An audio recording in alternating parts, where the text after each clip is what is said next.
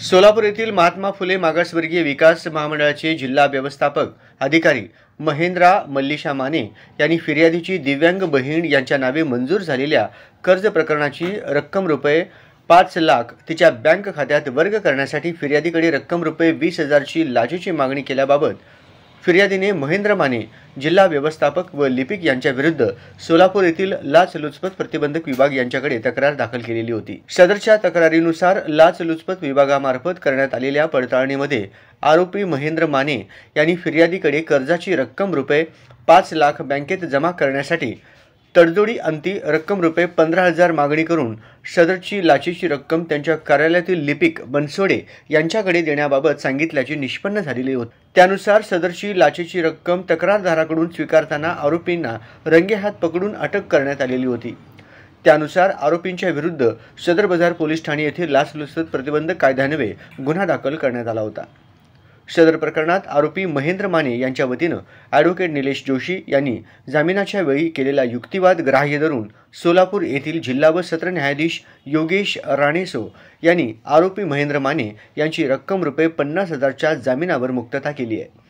महेंद्र मल्लिशा माने व बनसोडे यांनी तक्रारदाराकडे सदरचे कर्ज त्यांच्या खात्यावरती वर्ग करण्यासाठी 20,000 ची लाचेची मागणी केली होती व तडजोडी अंती 15,000 रुपये स्वीकारण्याचे कबूल केल्याचे तपासाच्या कामी निष्पन्न झालेले होते। त्यानुसार यशस्वी सापळ्याच्या वेळी सदर रक्कम रुपये 15,000 ही स्वीकारताना यातील आरोपी महेंद्र माने व लिपिक बनसोडे यांना सोलापूर लाचलुचपत प्रतिबंधक विभागाच्या कार्यालयाने पकडलेले होते।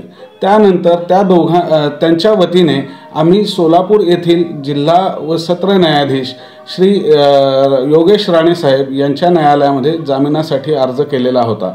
सदर जामिनाच्या वेळी आम्ही आरोपींच्या वतीने असा युक्तिवाद केला की तक्रारदाराने दिलेली तक्रार व प्रत्यक्ष लाच स्वीकारल्याचा कालावधी हा जवळपास 4 महिन्याचा असून सदरच्या कालावधीमध्ये आरोपींना खोटेपणाने गुंतवण्याची दाट शक्यता आहे।